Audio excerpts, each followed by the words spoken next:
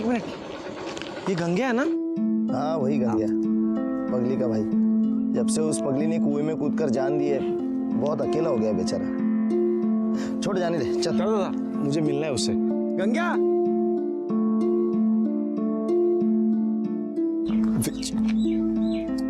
अरे विजय,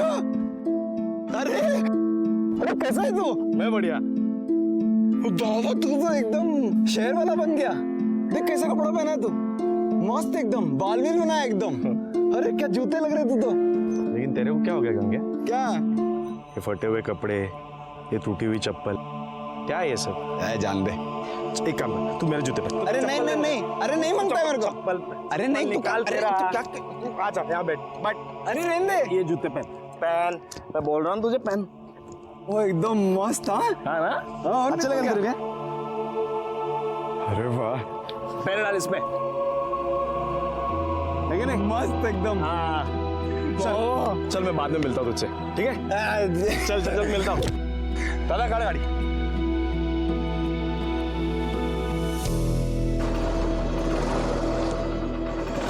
दादा अभी तो बताओ क्यों बुलाया मुझे?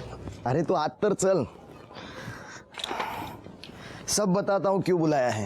दादा घर तो बहुत बढ़िया बनाया आपने। हाँ सब अकेले ने बनाया है, दिन रात मेहनत करके घर बनाया है। सोचा था दोनों भाई मिलकर घर बनाएंगे, पर कोई नहीं, तू भी तो वहाँ काम ही तो कर रहा था। चल। अरे आई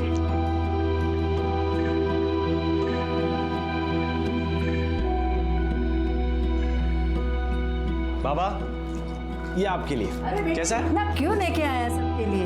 आई वो छोड़, ये तेरे लिए। कैसा है बता? छान आहे हा? कोई नहीं, ये तुमच्यासाठी। अरे इसकी क्या जरूरत थी? नहीं जरूरत है। अरे कौन कहता रे विजू शहर जाके सबको भूल गया? देखो तो सबके लिए कुछ ना कुछ लेके आया वो। मंजरी दाई के लिए भी साड़ी लेके आया हूँ, जब मिलने जाऊंगा ना तब दे दूंगा।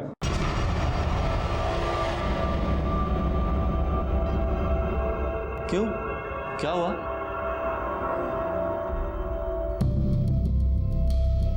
अरे मंजरी दाई यहीं पे है, आप लोगों ने मुझे बताया नहीं। मंजरी दाई, ये साड़ी तेरे लिए। क्यों, क्या हुआ?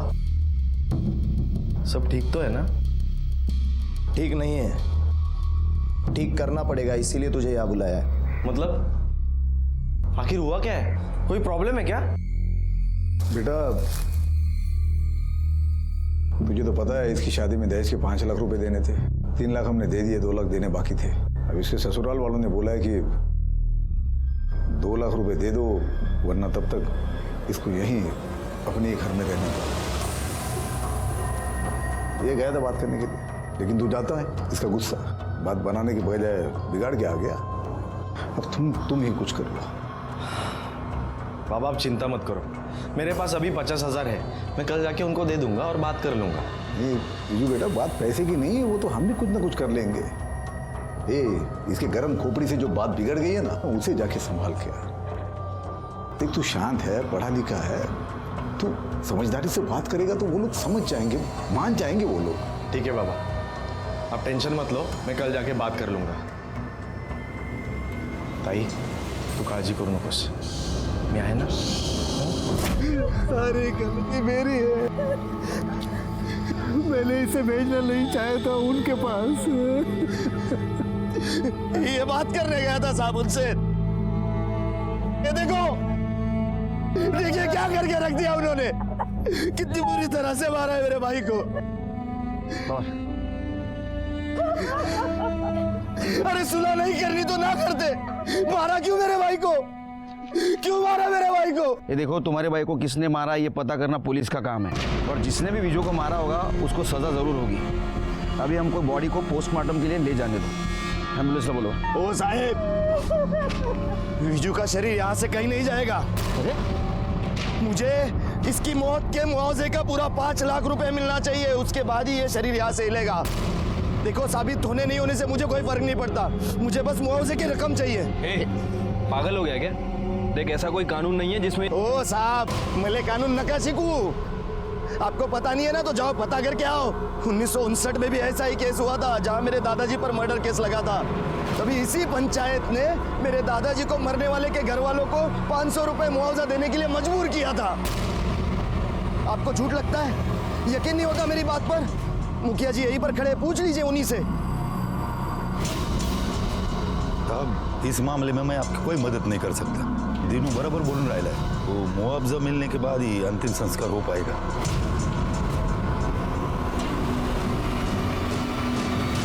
अजीब लोग हैं सर। 2016 में भी पंचायत का कानून चला रहे हैं। पता नहीं कौन सा 1959 की बात कर रहे थे। शिरके ये गांव का मामला है, यहाँ हमारे स्टाइल से इन्वेस्टिगेशन नहीं चलेगा। मैं काम करता हूँ, इस केस के रिगार्डिंग डीएसपी साहब से बात करता हूँ, कानूनी सलाह भी लेनी पड़ेगी। तब तक तुम एक काम करो, ये विजू का कॉल रिकॉर्ड चेक करो और मंजरी के ससुराल वालों से भी पूछताछ करो। शायद विजू के मर्डर में उनका भी हाथ हो सकता है। ठीक है सर। 1959 में भी इसी गांव का केस था, जिसमें दलाराम वर्सेस स्टेट में दलाराम को विक्टिम के फैमिली को 500 रुपया मुआवजा देना पंचायत ने तय किया था, जिसे कोर्ट ने भी मान लिया था और उसी के बाद अंतिम संस्कार हो पाए थे। ये केस भी सेम है, तो आपको लॉ के हिसाब से ही चलना पड़ेगा। और मुआवजा सिर्फ विक्टिम के फैमिली के कहने से नहीं दिया जा सकता। उसमें सबसे जरूरी बात यह है कि मंजरी के ससुराल वालों पर यह मर्डर का चार्ज साबित होना चाहिए। सर, जब मैं मंजरी के ससुराल पूछताछ करने गया तो वहाँ दहेज का नहीं बल्कि एक नया एंगल सामने आया। साहब, मंजरी के घर वाले झूठ बोल रहे हैं, बकवास कर रहे हैं। अरे भगवान का दिया सब कुछ है हमारे पास, तो सिर्फ 2 लाख के लिए समाज के सामने हम इज्जत गवाएंगे क्या? दहेज मांगेंगे? खोटे बोलता है इतने। नहीं, ये बात सही है कि विजू यहाँ आया था और हमने उसे मंजरी के मायके जाने की असली वजह बता दी थी। असली वजह मतलब उनकी खुद की बेटी मंजिरी। तीच तर खरं कारण आहे या झगड्याचं। ऐसा क्या किया था मंजरी ने? मैं बताता हूँ। मंजरी का चक्कर चल रहा था, उसको किसी आदमी का फोन आता था जिससे वो घंटों बात करती थी। एक दिन मैंने पूछ लिया, किससे बात करती हो, कौन है ये आदमी? तो उल्टा वो मुझ पर भड़क गई कि मुझ पर नजर रख रहे हो, उसके मामले में ना पढ़ूं और अपने काम से काम रखो, नहीं तो वो सबको बदनाम कर देगी। अरे आप बताओ साहब, मैं उसका पति हूँ ना, इतना हक तो रखता हूँ ना। वो मुझे धमकी दे रही थी, इसलिए मैं उसको उठा के उसके मायके छोड़कर आ गया। उसके बाद आया उसका भाई विजू, मैंने उसे सारी बात बता दी। उसका भाई पढ़ा लिखा और समझदार था, बात को समझा और उसके बाद वो चला गया।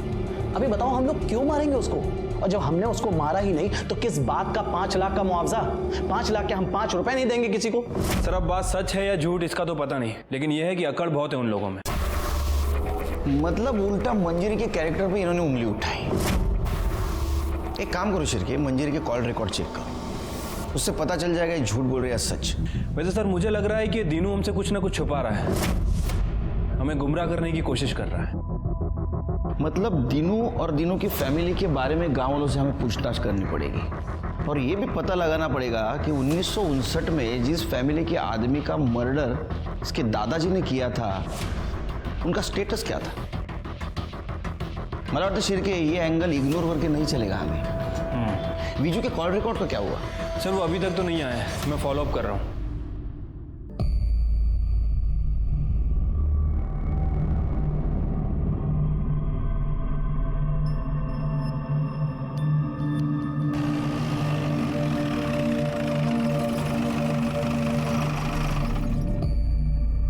शिरके देखा, उसका भाई मरा है, बॉडी बाजू में पड़ी है और ये पत्ते खेल रहा है।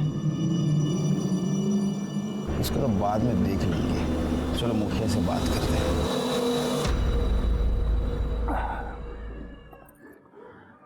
देखिए साहब, बिना मुआवजा दिए तो अंतिम संस्कार नहीं होगा, क्योंकि 1959 में ये दीनू के दादा ने भी लालजी राव के मर्डर का मुआवजा दिया था, तभी अंतिम संस्कार हुआ था। ये लालजी राव की फैमिली गांव में रहती है अभी भी? हाँ है ना साहब, उसका वो पोता जगया इसी गांव में रहता है। अब इतने साल बीत गए साहब, मगर दोनों परिवार में आज भी नहीं बनती है। एक दूसरे को मारने के लिए तैयार ही रहते हैं। और दूसरी तरफ वो मंजरी का ससुराल। अब देखिए साहब, पंचायत ने अपना फैसला उन तक पहुंचा दिया, मगर मानने को तैयार ही नहीं। ये मंजरी के बारे में क्या ख्याल है आपका? नहीं, उसके ससुराल वालों का कहना है कि वो किसी दूसरे आदमी की वजह से उसको मायके भेज दिया गया था। अरे नहीं साहब, मुझे नहीं लगता मंजरी का कुछ ऐसा वैसा चक्कर होगा। साहब अपने गांव की बेटी है, हमने बचपन से देखा है उसे। एक गांव छोटा है साहब, एक दूसरे की खबर रहती है। अगर ऐसा कुछ होता तो मुझे तो जरूर सुनाई देता। सब मुझे तो लगता है कि ये सब वो दिनू और उसके परिवार की गलती है। गलती मतलब? अब देखिए ना साहब, एक हर आदमी शादी करते समय जात बिरादरी औकात देख के शादी करता है। अगर तुम जात बिरादरी औकात से बाहर निकलोगे और ऐसा दिखावा करोगे तो ये सब ऐसा ही होगा ना साहब। मैं समझा नहीं। मतलब साहब, मतलब मैंने सुना है ऐसा कि लड़के वालों ने अपने औकात के हिसाब से 5 लाख रुपए मांगे थे इनके पास, मगर ये आज तक दे नहीं पाए, इसलिए मंजूरी को उसने मायके लाके छोड़ दिया। अरे खोटा बोलूंगा ले जाए, झूठ बोले वो लोग। मैंने मेरे बीजू को मारा, अब मेरी बेटी को बदनाम कर रहे हैं वो लोग।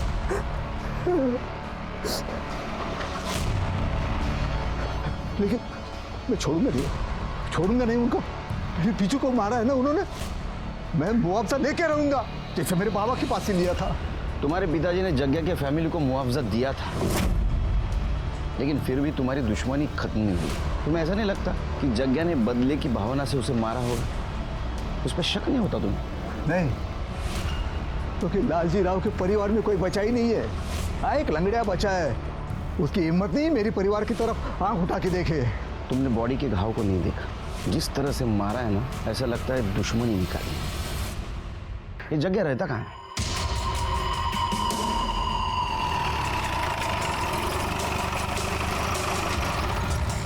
उठा इसको। चलो उठ रे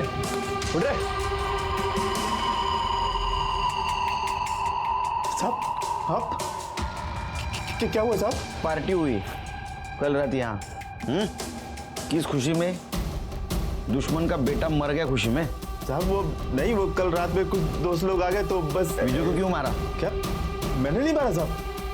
और साहब मैं काहे को मारूंगा बीजू को? और जिस दिन बीजू मरा उस दिन तो साहब मैं गांव में था भी नहीं, अब नागपुर गया था किसी काम से। अब चाहो तो पूछ लो साहब किसी से भी। तेरी परमिशन लेनी पड़ेगी पूछताछ के लिए। शिरके चेक करा। साहब क्या ढूंढ रहे हैं साहब? साहब मैंने कुछ किया ही नहीं साहब। पाटिल पवार। साहब बोल रहे हैं मैंने कुछ किया ही नहीं साहब। कुछ किया नहीं तो इतना क्यों फड़फड़ा रहा है? साधु खड़े रहे। साहब सच बोलता है, मैंने कुछ नहीं किया साहब। लेकिन साहब एक बात बोलता हूँ, मैं बीजू के मरने का मेरे को जरा भी दुख नहीं है, लेकिन दीनू मरा होता ना साहब तो बहुत ज्यादा खुशी होती। साहब एक नंबर का हलकट है वो।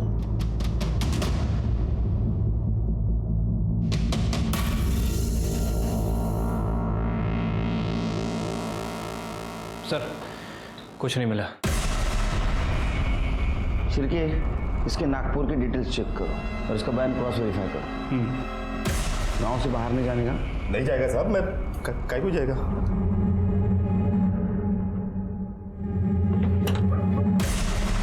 शिरके सर नजर रखो इस पे, क्योंकि विजू को मारने का सबसे स्ट्रांग मोटिव इसके पास है। इसके कॉल रिकॉर्ड और मोबाइल लोकेशन चेक करो।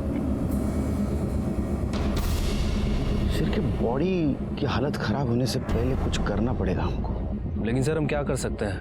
24 घंटे कोई ना कोई आदमी बॉडी के पास रहता ही है। ऐसी हालत में पोस्टमार्टम भी नहीं करवा सकते। अपना एक्सपीरियंस तो यूज कर सकते हैं।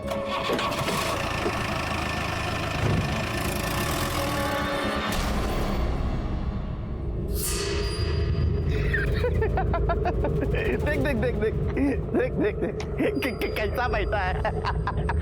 तेरे को पता है पुलिस आई थी मेरे घर पर मिला कुछ भी नहीं। ये साला लाश को सड़ा के बैठा हुआ है, ये सोच के कि मंजरी के ससुराल वाले इसको 5 लाख रुपया देंगे। पता चला 5 लाख तो छोड़, क्योंकि गांव के भलाई का मामला है। ठीक है साहब, लगा लो बर्फ। ठीक है हमको। हाँ चलो निकालो निकालो। हाँ निकालो, इधर लाओ उधर।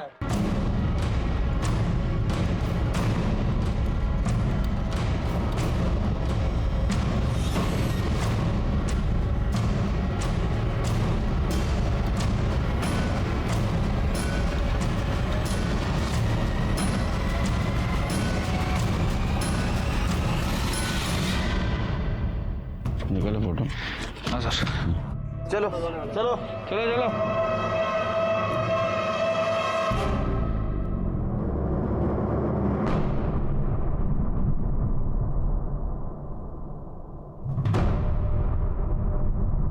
सर, शिरके, ये घाव देख के लगता है कोयते से मारा है, और जिस फोर्स से मारा है लगता है बदला लिया है। हो सकता है सर। वैसे इस तरह के हथियार लोग गांव में अक्सर यूज करते हैं, जो खेतों में काम भी आते हैं और जरूरत पड़ने पर हथियार भी बन सकते हैं। नहीं तो मुझे क्या लगता है शिरके, एक काम करना पड़ेगा। Sir, sugar. अरे रहने दे यार, एनर्जी आती है। हाँ, तुम क्या बोल रहे थे? सर, ये वीजू के कॉल रिकॉर्ड है। इनके हिसाब से गांव आने के एक दिन पहले दीनू ने वीजू को नहीं, बल्कि वीजू ने दीनू को कॉल करके बुलाया था। वो हमसे झूठ बोल रहा था सर। झूठ बोलने की कुछ वजह हो सकती है, इसमें दिख रही है वजह? हाँ सर, ये देखिए, ये एक नंबर है जो गांव आने के बाद वीजू अक्सर बात करता था, और फोन लोकेशन के हिसाब से वीजू की लोकेशन मंजरी के ससुराल की दिखा रही थी, और ससुराल से वापस आने के बाद उसने इसी नंबर पे बात की थी। इस नंबर के बारे में इंक्वायरी निकाली तो पता चला कि पूना का नंबर है और किसी ज्योति के नाम रजिस्टर्ड है। एक और बात सर, ससुराल से वापस आते वक्त उसका फोन रात 8 बजे से सुबह के 5 बजे तक इसी लोकेशन पर था, और इसी लोकेशन पे उसका फोन स्विच ऑफ भी हुआ। यानी बैटरी भी तो डाउन हो सकती है। शिरके, दिनू के मुताबिक दोनों भाइयों में बहुत प्यार था। वीजू पुणे में रहने के बावजूद भी फैमिली से बहुत अटैच था, लेकिन कॉल रिकॉर्ड में ऐसा कहीं भी नहीं दिख रहा है, क्योंकि बहुत कम बार उसने अपने फैमिली वालों से या दिनू से बात की। लेकिन पुणे के इस नंबर से उसने रोज बात की। पुणे जाने की तैयारी करो शिरके, ये कॉल रिकॉर्ड का चक्कर पुणे में सॉल्व होगा।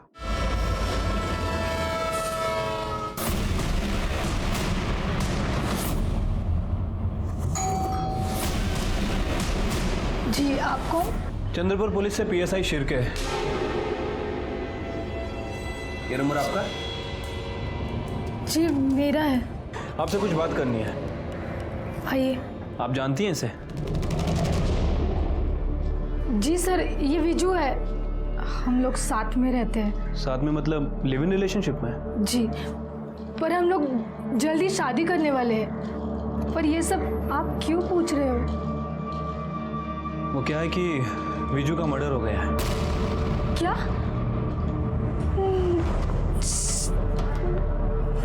ये कैसे हो सकता है सर?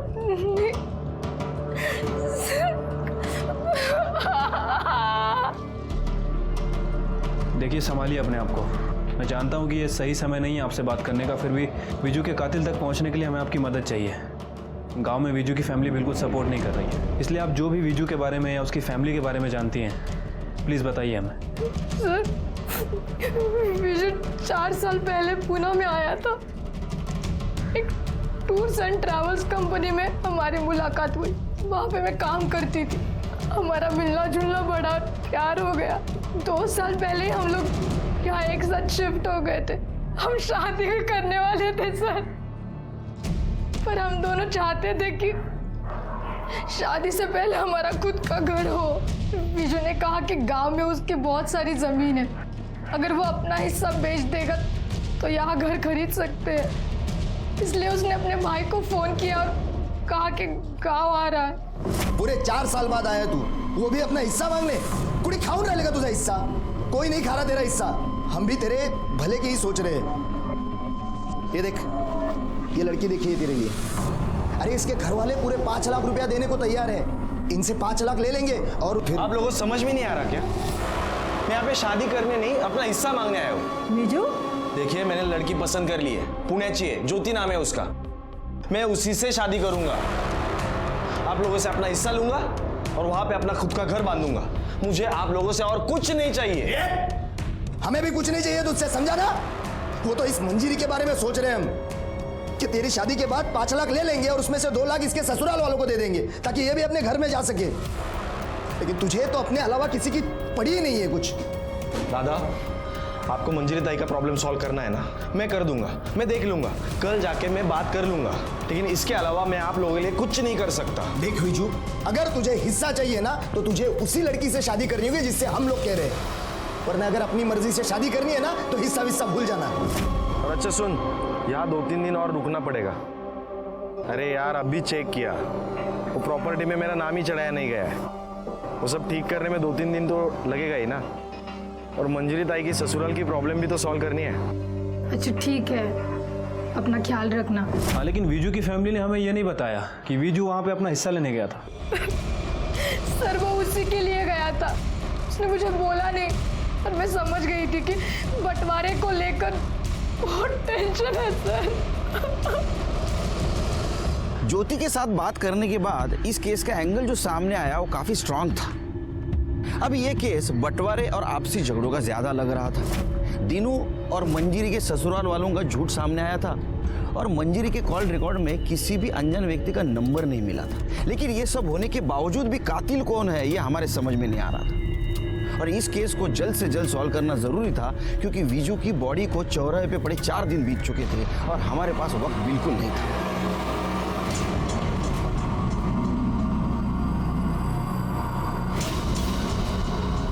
अरे नमक ठीक से डालो, नहीं तो चींटियां लग जाएंगी।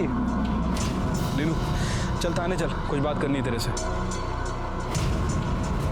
विजू का ध्यान रखना, मैं पुलिस स्टेशन होकर आता हूँ। चल। तूने बताया विजू को तूने बुलाया था मंजीरी के ससुराल बात करने के लिए, लेकिन हमें ऐसा पता चला है विजू खुद आया था प्रॉपर्टी के बंटवारे की बात करने के लिए। साहब ये कौन बोला आपको? ज्यादा शाना समझ रहा खुद को, जितना पूछ रहे हैं उतना जवाब दे। हिस्सा मांगा था या नहीं? साहब हिस्से की तो बात ही नहीं आती है साहब। वो तो 4 साल से पूना में है, यहाँ 4 साल से मैं खेती कर रहा हूँ। सारी की सारी रसीद मेरे नाम पे, और आप तो जानते ही है जो खेती करता है उसी के नाम पे जमीन होती है। और ऐसा नहीं भी हुआ तो विजू इतना लालची इंसान नहीं था, उसे पैसों की क्या जरूरत साहब, वो तो अच्छा खासा कमा रहा था वहां पर। जरूरत थी, वो शादी करना चाहता था, उसको घर बनाने के लिए पैसे चाहिए थे, है ना? ओ आत्ता मले समजून राहिले ते पूना वाली लड़की ने आपके कान भरे है ना? आप हो क्या है पूना? नहीं साहब, विजू भी दिन भर उसके साथ फोन पर लगा रहता था।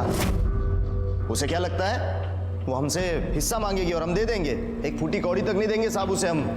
साहब मैं आपसे भी कहता हूँ, इधर उधर पूछताछ करने से कुछ नहीं होगा। आप सीधे मंजीरी के ससुराल वाले से जाकर सख्ती से पूछिए, आपको सब सच पता चल जाएगा।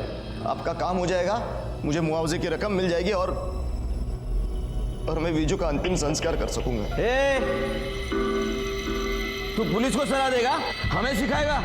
हमें पता है क्या करना है क्या नहीं। हो तू सच बता, तेरा हाथ है या नहीं? तेरा अगर इसमें हाथ निकला ना तो तेरा अंतिम संस्कार कर दूंगा। सर मुझे लगता है कि इस दीनू ने सिचुएशन का फायदा उठाया होगा, क्योंकि जिस तरह से इस दीनू का नेचर है, आई एम श्योर विजू के साथ इसका कोई ना कोई बात को लेकर झगड़ा हुआ होगा। और सर दूसरी तरफ है मंजरी के ससुराल वाले। हो सकता है कि दीनू ने ही विजू को मंजरी के ससुराल भेजा हो और विजू का मर्डर कर दिया हो। उसे लगा हो कि इस मर्डर का सारा इल्जाम मंजरी के ससुराल वालों पे आ जाएगा और वो साफ बच निकलेगा। ये शिरके, लेकिन ये दीनू के खिलाफ हमारे पास कोई ठोस सबूत नहीं। उसके खिलाफ अगर हमने कोई कार्रवाई की तो उसके सपोर्ट में जो गांव वाले हैं और जो मंजीरी के ससुराल के खिलाफ है वो सब हमारे खिलाफ हो जाएगा। तुम एक काम करो शिरके, कल मंजीरी के ससुराल के पड़ोसियों से पूछताछ करो, देखो कुछ क्लू मिलता है क्या। शक्कर बहुत कम है, चलो निकलते। शिरके वो, अरे बाबा गेला नहीं अजून? तुम्हारे ड्यूटी का टाइम तो खत्म हो गया। नहीं साहब, वो पुराने केस की मैं एंट्री ढूंढ रहा हूँ सर, मिल जाएगी वैसे चला जाऊंगा। Good night. Good night sir. Good night Pawar. Good night sir.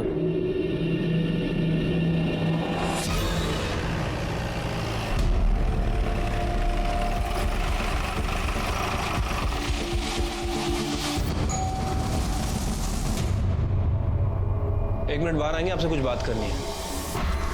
जी। आपके पड़ोसियों के बारे में कुछ पूछताछ करनी है। ये जो मंजरी और सुशील हैं, इन दोनों के बीच कुछ अनबन चल रही थी क्या? सर सुशील की शादी के बाद से ही परेशानी चल रही थी। वैसे बहुत बदतमीज लोग हैं सर, पैसे का बहुत घमंड है उनको, इंसान को इंसान नहीं कहते सर। अच्छा, ये मंजरी का जो भाई है विजू, ये आया था यहाँ पे, देखा था क्या आपने? हाँ साहब, विजू यहाँ आया था, उसके साथ भी उन्होंने वैसे ही बदतमीजी किया। तो विजू सुन के क्यों लेगा साहब, वो तो बहुत पढ़ा लिखा था। उसने पलट कर जवाब दिया। भाऊजी मी काय म्हणतो ऐकून, आज के बाद कदम मत रखना इधर। मैं तमीज से बात कर रहा हूँ, आप भी तमीज से बात कीजिए। तू चल ना, अभी तमीज अपने पास रख। चल निकल। मेरी बात तो सुनिए प्लीज। निकल जाए यहाँ से वरना जान से मार दूंगा। चल।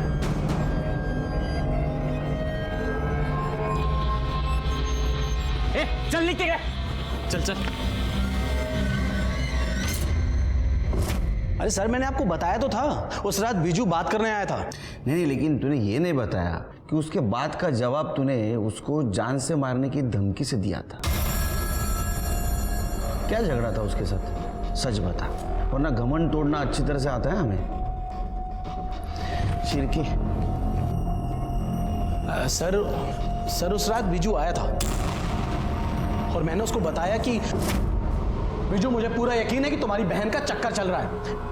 मैं तुम्हें कॉल रिकॉर्ड्स भी दिखा सकता था, लेकिन वो इतनी शानी है ना कि साथ के साथ वो डिलीट कर देती है। मैं गलत हो सकता हूं, लेकिन पूरा घर गलत नहीं होगा। देखिए, आप कुछ अलग कह रहे हो, मेरी फैमिली कुछ अलग कह रही है। वो लोग कह रहे हैं कि दहेज के बचे 2 लाख के लिए आप मंजरी को परेशान कर रहे थे। घर वालों की कहानी इतनी सुननी है ना तो एक बार पहले अपने बहन से पूछ लेता। न जाने कहां कहां मुंह मार के आती है। 2 लाख क्या 2 करोड़ भी दोगे ना तो उस जैसी को हम अपने घर में नहीं रखेंगे, समझ ला। अभी यहाँ से निकल और दोबारा मत दिखना। देखिए, आपको जो कहना है मुझे कहिए, मेरे बहन के बारे में प्लीज तमीज से बात कीजिए। ए, तुझसे बात कौन करना चाहता है? दादा बात सुनो। ये वाला, चल। भाऊजी निघाता, भाऊजी निघाता तू, चल, निघाता अंदर गया। भाऊजी मी काय म्हणतो ऐकून, आज के बाद खराब मत रखना सर, निकल जाए यहाँ से वरना जान से मार दूंगा। चल। उसके बाद वो वहां से चला गया सर, हम सच बोल रहे हैं। और हमने उसको नहीं मारा सर, हमें उसको मार के क्या फायदा।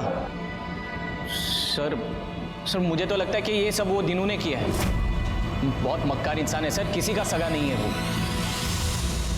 मंजीरी के ससुराल वालों के पड़ोसियों ने हमें जो इन्फॉर्मेशन दी उसके मुताबिक हमने मंजीरी के पति और देवर को इंट्रोगेट किया, लेकिन हमें उन्हें छोड़ना पड़ा क्योंकि उनके खिलाफ हमारे पास कोई सबूत नहीं था और हमारा केस फिर से वहीं आके रुक गया। और इधर विजू की बॉडी की हालत दिन ब दिन खराब होती जा रही थी। जैसे ये बात मीडिया को पता चली, ये केस लाइमलाइट में आ गया और हमारी मुश्किलें कम होने के बजाय बढ़ गई। आज पूरे 6 दिन हो चुके लाश को यहाँ रखे हुए। लाश काफी हद तक सड़ चुकी है, बावजूद इसके पुलिस इस मामले को हल करने में नाकाम रही है। गांव में बीमारी फैलने की आशंका है। सबसे शर्मनाक बात तो ये है कि एक इंसान के मरने के बाद भी उसका सरेआम तमाशा बनाया जा रहा है। फिलहाल कहा नहीं जा सकता कि ये तमाशा और कितने दिन चलेगा। मैं चंद्रपुर से रिपोर्टर नीतू, कैमरामैन अखिल के साथ, धन्यवाद। अरे तूच समजून घेत नाहीस मला, तर बाकीचे काय समजून घेणार? अरे तू देख रही है ना कितना टेंशन है, हाँ न्यूज़ देख रही है ना, मीडिया वाले कितने पीछे लगे हमारे। अरे हाँ बाबा, पहुंच रहा हूँ आधे घंटे में घर में। स्लो कर स्लो कर स्लो।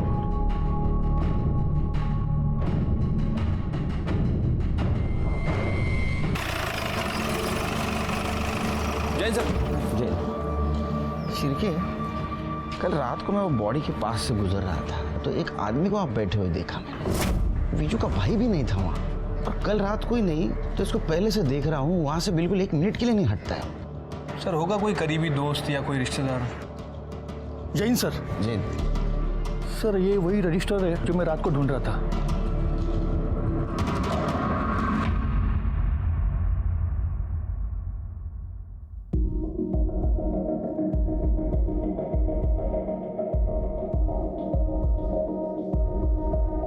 आलोक, पवार, इन दोनों केस का आपस में क्या संबंध है? सर, जो आदमी 6 दिन से बिजू की डेड बॉडी के पास बैठा है, उसकी बहन मुक्ता की FIR कॉपी है।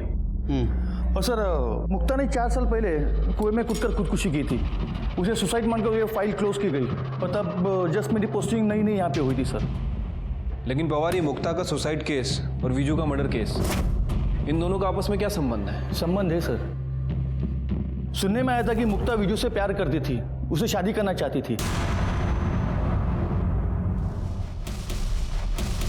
शिरके, सर गन्या को लेके आओ। साहब, विजू दोस्त था मेरा, 4 साल बाद भी वापस आया ना गांव में साहब। मेरी फिक्र थी साहब, चिंता थी उसको। ये देखो साहब, अपना जूता निकाल के दिया उसने मेरे को। पहले जगह बहुत प्यार करता था साहब मेरे से, मैं भी बहुत प्यार करता था उसको। मैं कैसे मार सकता हूँ साहब अपने दोस्त को? अच्छा, ये वही दोस्त है ना जिसे तेरी बहन मुक्ता प्यार करती थी, शादी करना चाहती थी, और जब ऐसा नहीं हुआ तो उसने खुदकुशी कर ली। साहब, मुक्ता के बारे में पूरा गांव जानता था साहब कि वो एडी है, किसी से भी प्यार होता था साहब उसको। तो एक बार बोली बकरे से प्यार है मेरे को, बकरे से शादी करनी। मैं कह तो आप सोचो साहब, ऐसे बहन को मैं कैसे अपने दोस्त के गले बांधता साहब। एकदम दिमाग से कमजोर थी साहब, शादी के बारे में मैं सोच ही नहीं सकता साहब। पागलपने में कुएं में कूद गई। सच बोल रहे हैं? सच बोल रहा हूँ साहब, मैं दोस्त था साहब मेरा, मैं तो मार ही नहीं सकता उसको। प्यार करता था मैं उसको, न खाना खाया जा रहा न काम किया जा रहा। क्या काम करता है रे तू? हाँ साहब। काम क्या करता है तू? मैं साहब ये खेत में मजदूरी करता हूँ साहब, मैं लोगों के ये फसल लगाना काटना यही सब काम करता हूँ साहब, मैं गरीब आदमी हूँ साहब।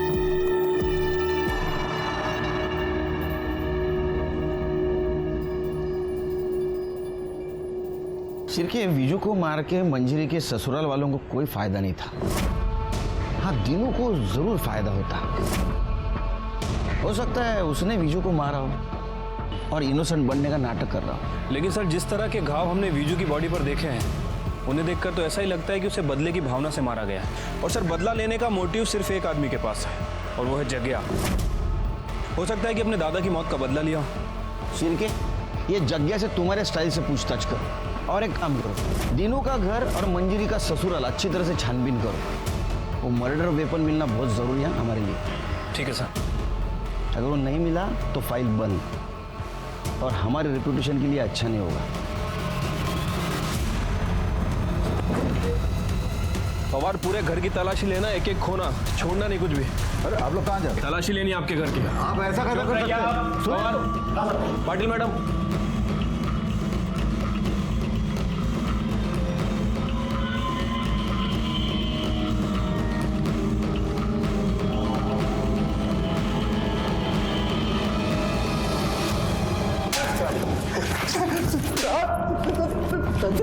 मार मार के तेरी खाल उधेड़ दूंगा। बाल भाई शपथ साहब, हमने नहीं मारा विजू को। साहब बोल रहा है, झूठ बोल रहा है साहब। अब कहीं को झूठ बोलेगा साहब? वो दिन हम लोग नागपुर गए थे, कैसे मारेगा साहब हम उसको? अगर पता चला ना कि तुम तीनों झूठ बोल रहे हो, खैर नहीं है तुम तीनों की।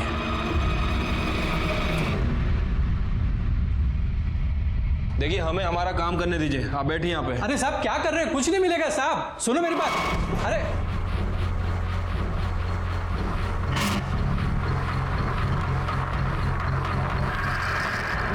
पवार, कुछ मिला?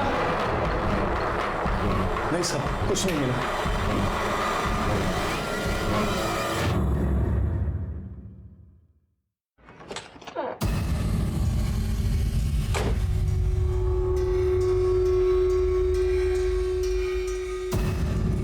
पवार।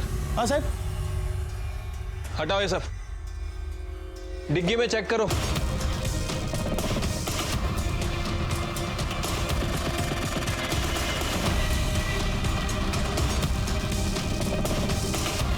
कुछ मिला?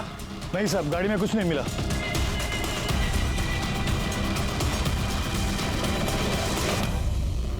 सर, हमने मंजरी के ससुराल और दीनू के घर की तलाशी ली, लेकिन सर कोई भी मर्डर वेपन नहीं मिला है।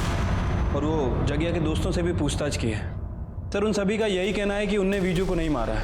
सबके बयान को क्रॉस वेरीफाई किया है, सबकी एलिबाई को भी चेक किया है। उस दिन सब लोग नागपुर में थे।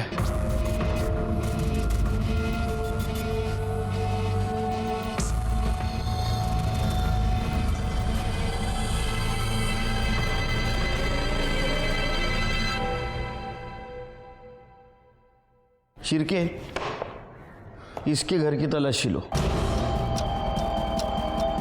गंगा का कहना था कि वो विजू का बहुत अच्छा दोस्त है। अगर अच्छा दोस्त है तो पिछले 4 सालों में उन्होंने बात क्यों नहीं की? और अभी 6 दिन से वो बॉडी के पास क्यों बैठा है? चलो पता कर दे इनकी दोस्ती किस टाइप की है।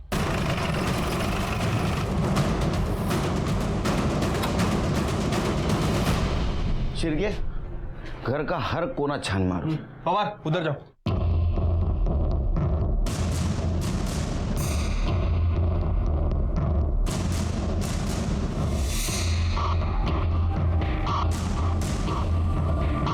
सर, कहीं कुछ नहीं मिला है।